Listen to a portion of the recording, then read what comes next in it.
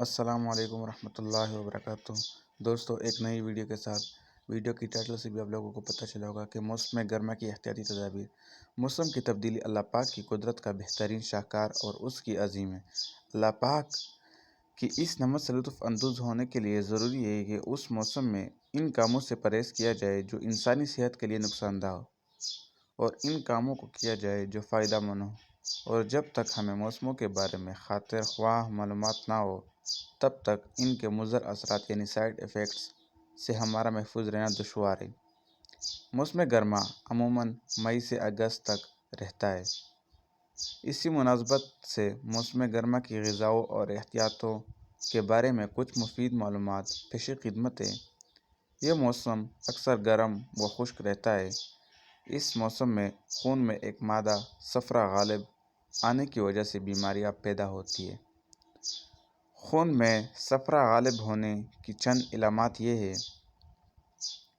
منہ کا ذائقہ کڑوا ہونا، پیاس زیادہ لگنا، آنکھیں زرد ہونا، ناک خشک ہونا، زبان پیلی و خشک ہونا، جسم کا رنگ پیلا و زرد ہونا، پیشاب کا رنگ پیلا و زرد ہونا، بھوک کم لگنا، نیند کم آنا۔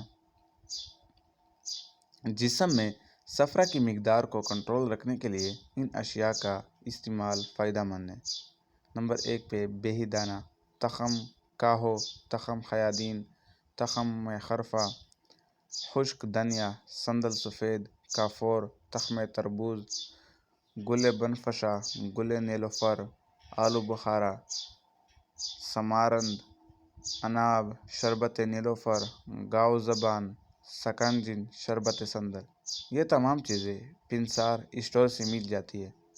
موسم گرما میں حتی الامکان ٹھنڈی اور ہلکی غذائیں استعمال کریں، مثلاً سرکہ، حرفے کا ساگ، کھیرا، جو کا پانی، اناردانے کی چٹنی، ٹھنڈے مشروبات وغیرہ۔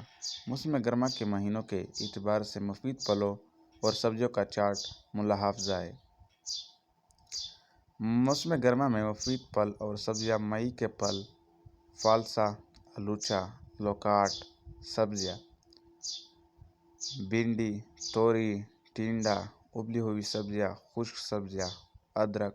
جون کا پھل: خوبانی، الوچا، جامن، آڑو، آم، خربوزہ، تربوز۔ سبزیاں: کریلا، کدو، پیاز، کھیرا، لیموں۔ جولائی کے پھل: آم، ناشپاتی، آڑو، انگور، الوچا، جامن، آلو بخارا، کھجور۔ سبزیاں: کریلا، کدو، گیاتوری، بھنڈی، بینگن، پیاز، لیموں، سٹیم کی ہوئی۔ سبزیاں: اگست کے پھل: انگور، جامن، ناشپاتی، انار، کھجور۔ سبزیاں: کریلا، کدو، گیاتوری، بھنڈی، بینگن، پیاز، لیموں۔ موسم گرما کی احتیاطیں۔